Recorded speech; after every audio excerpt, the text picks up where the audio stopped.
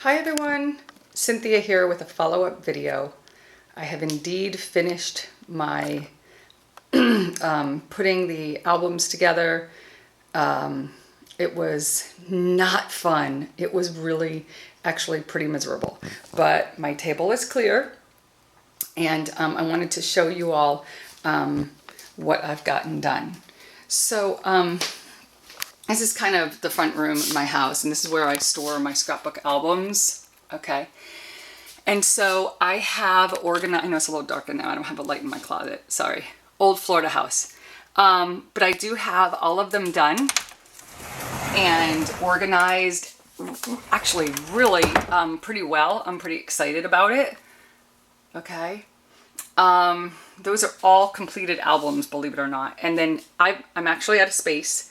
So here are 6 more, and actually on this side are more. Now these have nothing in them. These right here are blank, but those right there are travel albums. So I did count my completed albums. My completed albums are a total of 51 albums, which is starting to freak me out a little bit because, wow. I don't know, my kids are gonna want all of these. But you know, whatever, I'll be dead and gone. Now here's the thing, I got a couple of questions about the type of albums that I have been using. So let me share with you some album woes. Okay, all right. So I want to use this one as an example. Look at that gorgeous spine. Love that spine. It's from, whoops, it's from Recollections, and it's a great album. No, is this from Recollections? I think so. It's a great album. I love it, okay? And let me grab another one real quickly. Let me use this one right here. I'll use it, okay? And sorry, going back and forth. Let me grab one more, okay? Let me grab, like, let's say, I don't know. Here, I'll grab this one. This is a K & Company album. Okay, so that you can see what I have discovered. All right, so this is the K & Company album. I love K & Company. I always have loved K & Company because they have some beautiful designed covers. I've decided that I really prefer the designed covers for my kids, but not necessarily for the family albums. For the family albums, I like the more leather look, okay? Now, here's the thing. The K & Company albums, you know how, like, I've been telling you all about putting your, like slicing your page protectors, because I actually put my pictures in page protectors. I'm sorry, I put my completed pages in page protectors and then put them in the albums. Well, that's the idea in theory. Well, here's something that I learned. What I learned was, when you are doing that, when you are putting your pictures in page protectors, this is an old album. Oh, well, I guess not that old. But when you're putting your pictures in page protectors, and especially when you're slicing them, meaning that they're down and you can't take them back up, okay, you need to make sure that you are choosing a universal page protector, or doing what I had said I'm doing, which I did do, and it worked very well, which was the large 12.5 Ziplocs that I turned into page protectors. That worked fabulously for the larger, bulky pages. I'm here to tell you, it was awesome.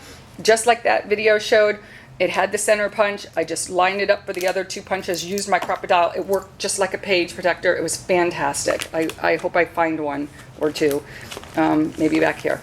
Anyway, when you are putting your pages in page protectors, make sure that if you are slicing them, that you use a universal page protector. Because if you don't, so a universal page protector is a page protector that has like a whole bunch of holes, right? That will fit many different types of albums. Because what happened was, I had used a couple of the K & Company ones, and they are not very friendly with other albums. I have learned that very quickly. So make sure you're paying attention to what page protectors you're using, and that whatever page protector you're using is going to go in that particular album. But when it comes time for you to put the pages in your album, you're going to run into a lot of snafus like I did. Okay, so what I've learned about the K & Company album is that their page protectors tend to be a little bit smaller than the other page protectors, which really made it very difficult for me to get a lot of my pages in albums other than K & Company albums.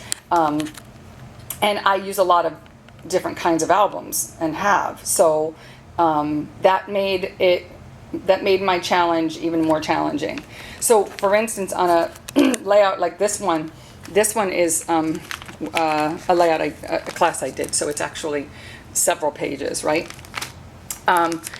Thank goodness that I had actually put this in a K & Company page protector, or I would have had a serious problem. There's no way it would have fit in the album. Even here, you can see in this page protector, I don't know if you can tell that it's actually buckled a little bit. So looking at this, I really need to actually slice this as I'm taking a look at it and take a little bit off the edges. My problem with that is not all of my pages can I actually take a little bit off the edges. So that was a bit frustrating for me. Okay, so that's the K & Company album. Now for my other albums, for the family albums, I definitely can say that I prefer the Recollections albums. I very much loved them.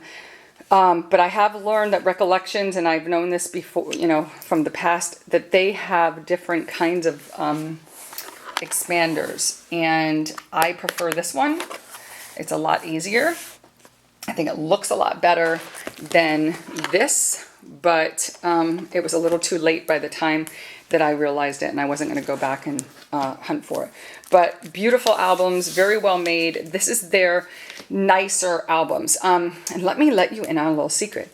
If you get the nicer albums, they are Recollections nicer albums. You can get their leather-bound albums for $30, half price $15, and they come with, I think, either 40 or 50 page protectors, which are really nice page protectors. I was a little surprised at the quality. They're really, really nice page protectors. So what happens is you can get like their regular priced one, which is $20, half price for $10, but it only comes with 10 page protectors. Or you can get their really nice leather-bound ones, which are $30, half price now for $15, and you're getting another 40 page protectors, and it's a better album. So it makes a lot more sense. Also, another thing that I liked about their albums and their page protectors, aside from the fact that the quality is very obvious on their nicer ones, okay, their page protectors as well, is that the Recollections page protectors seem to have a little more room in them than the other ones. So even this very bulky, very lumpy page is actually in one of their page protectors and laying beautifully, okay? So, and this too, this is their page protector, and it's laying beautifully, okay?